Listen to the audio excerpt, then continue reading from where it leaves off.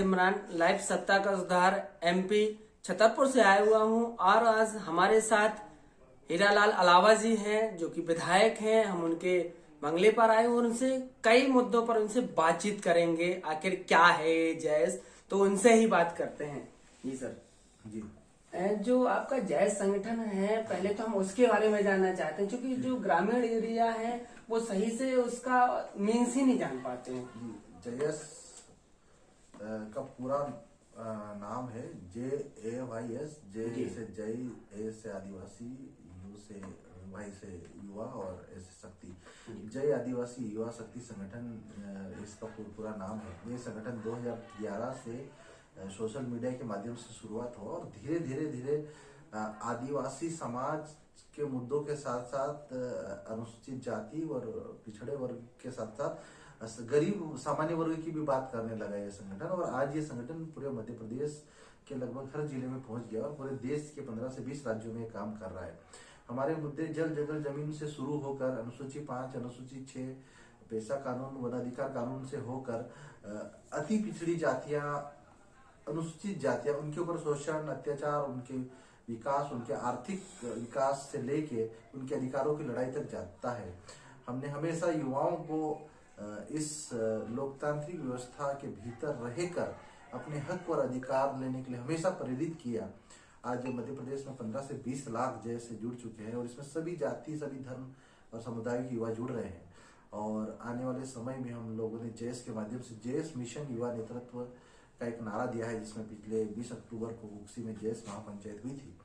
उसमें सभी जातियां, खासकर जिसमें अन्य जातियां की जो माझी कम्युनिटी मध्य प्रदेश की, ओबीसी महासभा की कई पिछड़ी जातियां के उसमें शामिल हुए थे।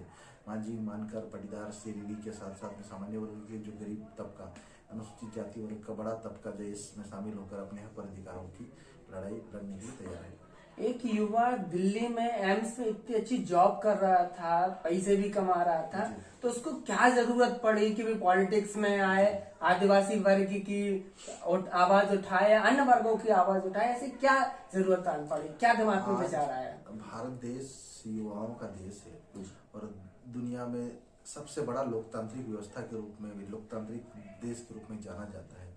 आज 65% आबादी इस देश की युवा आबादी है और युवाओं को राजनीति में आने के लिए हमने जयस के माध्यम से हमेशा प्रेरित किया कि इस देश के राजनीतिक ढांचे में हमको बदलाव करना चाहिए। नए युवाओं को इस देश की कमान संभालना चाहिए और इस देश में कुछ नया करना चाहिए। आज अंतिम पंक्ति में खड़े वर्ग के हर जाति, हर धर्म, हर समुदाय के लोग कहीं न कहीं आज इस लोकतांत्रिक व्यवस्था में अपने हक और अधिकार की बात कर रहे हैं। और दुख की बात यह है कि आज बड़ी संख्या में बेरोजगारी, 2 वक्त की रोटी के लिए गरीब आदमी दर दर भटकने को मजबूर है। हम देश की इस लोकतांत्रिक व्यवस्था में कुछ बदलाव लाने के लिए अंतिम पंक्ति में खड़े वर्ग के हर धर्म जाति के लोगों को उनके हक और अधिकार दिलाने के लिए और देश की राजनीति को युवाओं को सौंपने के उद्देश्य से दिल्ली से गांव तक का सफर हमने तय किया है।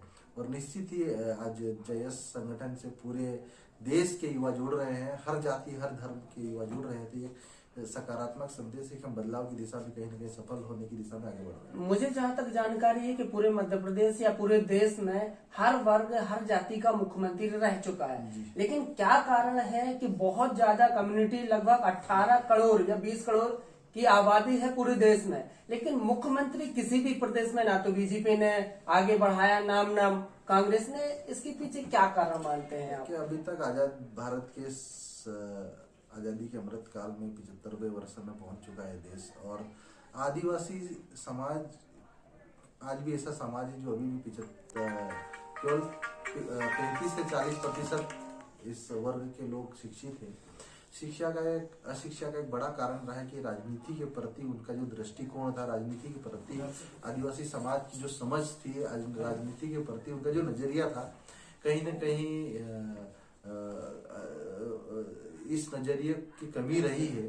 राजनीति के आकलन का कहीं न कहीं आदिवासी समाज के युवाओं में कहीं न कहीं सही आकलन नहीं था, लेकिन आज पढ़े लिखे आदिवासी युवा राजनीति के महत्व को समझने लगे, राजनीति में रहकर इस लोकतांत्रिक व्यवस्था को मजबूत करने का महत्व समझने लगे हैं और पूरा देश का आदिवासी शिक्षित होकर एकजुट होने की कोशिश कर रहा है। ये देश का हर राज्य का युवा एकजुट होने की कोशिश कर रहा है, और एकजुटता होगी तो निश्चित ही मध्य प्रदेश ही नहीं, देश के किसी भी राज्य में आदिवासी मुख्यमंत्री जैसे पद पर पहुंचेंगे और देश और प्रदेश का विकास करने में अपनी भागीदारी। मध्य प्रदेश में 230 सीट हैं, उसमें से 47 सीट आदिवासी के लिए रिजर्व हैं, और अन्य कुछ सीटों पर भी आदिवासी वर्ग की संख्या ज्यादा है। तो वहां पर भी विधायक चुन करके 60-70 अगर विधायक एक कम्युनिटी के हो जाएंगे तो अपन प्रमुखता से मांग नहीं रख सकते हैं आपके आदिवासी का मुख्यमंत्री ही होना चाहिए, तभी हम आपको चाहे बीजेपी हो कांग्रेस हो उसको समर्थन देंगे, अन्यथा नहीं देंगे। बिल्कुल, लोकतंत्र में बहुमत का खेल है, और जिसके पास बहुमत रहेगा तो मुख्यमंत्री उसका बनेगा। आदिवासी समाज जागरूक हो रहा है। आदिवासी समाज के साथ नए युवा, पढ़े लिखे युवा नेतृत्व करने के लिए राजनीतिक भागीदारी की तरफ उनका एक नजरिया जो बदलता हुआ नजर आ रहा है, और राजनीति में उनका इंटरेस्ट, उनका जो देखने को मिल रहा है। तो आने वाले समय में हम उम्मीद कर सकते हैं कि आदिवासी समाज और आदिवासी समाज के साथ जिस प्रकार अन्य वर्ग गठबंधन कर राजनीतिक दृष्टि से मध्य प्रदेश की राजनीति को नई मोड़ देने की जो प्रयास किए जा रहे हैं, नया बदलाव लाने का जो कोशिश कर रहे हैं। आज मांझी समाज, आज ओबीसी की पिछड़ी जातियां, जो अति पिछड़ी जातियां, वो जेएस से जुड़ रही है। अनुसूचित जाति वर्ग का बड़ा तबका जुड़ रहा है, यहाँ तक कि सामान्य वर्ग भी जेएस से जुड़ रहा है। तो कहीं न कहीं आदिवासी समाज भी अब मध्य प्रदेश ही नहीं पूरे देश में राजनीतिक रूप से कहीं न कहीं अपनी उपस्थिति दर्ज कराने की कोशिश कर रहा है। तो आने वाले चुनाव में जो 2023 के चुनाव आ रहे हैं, तो क्या जयेश कितने सीटों पर तैयारी कर रही है 47 सीट के छोड़ करके? जी, जयेश ने मिशन 2023 के तहत युवा नेतृत्व का नारा दिया है, और जयेश के मिशन युवा नेतृत्व में 47 जो आरक्षित सीटों के साथ साथ 30 से 35 ऐसी सीटें हैं जहां पर 50,000 से 1 लाख आदिवासी वोटर्स हैं। उन सीटों पर जयेश की तैयारियां चल रही, ग्राउंड लेवल पे बूथ लेवल की कमेटियां बन रही है, और आने वाले समय में जिस प्रकार अन्य वर्ग के लोग जयेश से जुड़ रहे हैं, जिससे कि ओबीसी की कई पिछड़ी जातियां जयेश से जुड़ रही है, अनुसूचित जाति वर्ग के कई संगठन संयुक्त रूप से जयेश से गठबंधन करने के लिए तैयार है। अगर हम सफल होते तो निश्चित ही ऐसी सामान्य सीटें जहां पर एसटी, एससी, ओबीसी और की अच्छा कॉम्बिनेशन बैठ सकता है, तो वहां पर हम लोग मिलकर राजनीतिक समीकरण बनाने की कोशिश करेंगे और मध्य प्रदेश की राजनीति में नया इतिहास रचने की कोशिश करेंगे। एक और अंतिम सवाल आपसे पूछना चाहेंगे, एक पंचायती रूप में एक कानून था जो लगभग 1990 से पारित हुआ था, लेकिन पूरी तरीके से वो पारित नहीं हो पाया था। मुझे जहां तक जानकारी है या अभी जानकारी मिली थी कि आपके द्वारा वो कानून के बारे में लाया गया था, बताया गया था, तो वो पारित हो गया। उसके बारे में थोड़ा सा। मध्य प्रदेश में पैसा कानून 1996 से लेके 2022 तक अभी तक ग्राउंड लेवल पे इम्प्लीमेंट नहीं किया गया था। हमने विधानसभा में पिछले 4 वर्षों से लगातार पैसा कानून को लागू करने के लिए संघर्ष किया, और उसका नतीजा रहा कि मध्य प्रदेश सरकार को आखिर में पैसा कानून लागू करने के लिए बाध्य होना पड़ा। महामहिम राष्ट्रपति द्रौपदी मुर्मू जी को मध्य प्रदेश आने के लिए बाध्य होना पड़ा, और मैं प्रदेश के करोड़ों आदिवासी भाइयों को और हमारे संघर्षशील युवाओं को मैं बहुत बहुत धन्यवाद देना चाहता हूँ कि आज मध्य प्रदेश में कहीं न कहीं किसी न किसी रूप में मध्य प्रदेश सरकार ने पैसा कानून लागू किया है। उसके लिए मध्य प्रदेश सरकार का भी हम आभार प्रकट करना चाहते हैं, लेकिन साथ में जो पैसा कानून में कई कमियां छोड़ी है मध्य प्रदेश सरकार ने, कि जो पैसा कानून को 6वीं अनुसूची के पैटर्न पे इम्प्लीमेंट करना चाहिए था। पैसा कानून में ग्राम सभाओं को स्वायत्त शासन के साथ साथ उनको एक वित्तीय पावर देनी चाहिए था, ग्रामों की सीमाएं निर्धारित करनी चाहिए थी।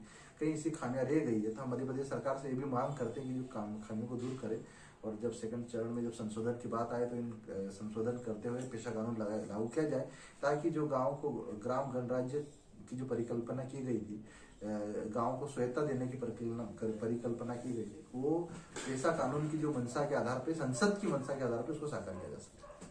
आप आदिवासियों के मुद्दे उठाते हैं, बात उठाते हैं, ओबीसी वर्ग भी कहीं ना कहीं बहुत ज्यादा पीड़ित है। उनकी मांग रहती है कि हमारा 27% आरक्षण दो, जबकि उनकी जनगणना कई सालों से नहीं करवाई जा रही है। इसके पीछे कभी आप ओबीसी के मुद्दे की बात उठाएंगे विधानसभा में? हमने विधानसभा में ओबीसी के मुद्दे भी उठाए हैं, विधानसभा में प्रश्न भी लगाए हैं, और ओबीसी समाज अगर अपनी समस्याओं को लेकर, अपने मुद्दों को लेकर, अपने अधिकारों को लेकर जेएस के साथ मिलकर आगे लड़ाई लड़ना चाहता था। हम ओबीसी समाज का स्वागत और हार्दिक अभिनंदन करते हैं और मिलकर लड़ाई लड़ने के लिए मैं संकल्पित हूँ। बस आपस में हम भाईचारे के साथ, आपस में हम एक दूसरे के साथ मिलकर अपने अधिकारों की लड़ाई लड़े, ऐसी आशा। और मेरा एक और अंतिम सवाल रहेगा। मैं चूंकि छतरपुर जिले से आता हूं और पन्ना मेरा जस्ट बगल में लगा हुआ है, तो वहां पे आपकी कैसी तैयारी, चूंकि कई ऐसी विधानसभा है जहां पर आदिवासी वोटर एक निर्णायक भूमिका में है, तो वहां पर आप कितने सीटों पर अपने पिता से उतारेंगे? बुंदेलखंड में आदिवासी समाज की कई अलग अलग समुदाय निवास करते हैं और काफी पिछड़े हुए हैं, चाहे बक्सवा से लेके बिजार हुआ, तो पन्ना हुआ, हमने एक चीज महसूस किया है कि वहाँ पे आदिवासियों को न तो उनको जल जंगल जमीन के उनको वनाधिकार कानून के तहत पट्टे मिले हैं, ना ही उनको शिक्षा के क्षेत्र में उनको जो आगे बढ़ने का जो मौका मिलना चाहिए। पट्टे तो मिले हैं लेकिन उनको अधिकार नहीं मिले कि ये आपकी जमीन है। नहीं, बिल्कुल उनको पट्टे दो प्रकार से होते हैं, एक व्यक्तिगत पट्टे और एक सामुदायिक वन अधिकारी पट्टे। तो कुछ लोगों को मिले हैं लेकिन 75% लोगों को आज भी वहाँ पर व्यक्तिगत पट्टे और सामुदायिक अधिकार तो मिले ही नहीं। आज तक मध्य प्रदेश सरकार ने गंभीरता से नहीं लिया। साथ में हमारे ओबीसी समाज की कई पिछड़ी जातियां बुंदेलखंड क्षेत्र में निवास करती है। अगर उनकी भी स्थिति बहुत अच्छी नहीं है, कहीं ना कहीं वो भी अपने अधिकारों के लिए संघर्ष कर रहे हैं, तो मैं चाहता हूँ कि हमारे सभी जो अंतिम पायदान में खड़े विकास में जो पिछड़े लोग हैं, मिलकर राजनीतिक रूप से भी ताकतवर होने की दिशा में अगर बढ़ेंगे तो हम उनका सहयोग करने के लिए तैयार हैं। और बुंदेलखंड की लगभग सभी सीटों पर हम लोग अगर सभी जातियों के साथ गठबंधन करने में कामयाब होते तो सभी सीटों पर हम लोग नए युवाओं को मौका देने की कोशिश करेंगे। तो ये थे हमारे साथ विधायक जी। मैं मोहम्मद इमरान, लाइव सत्ता सुधार के लिए धन्यवाद।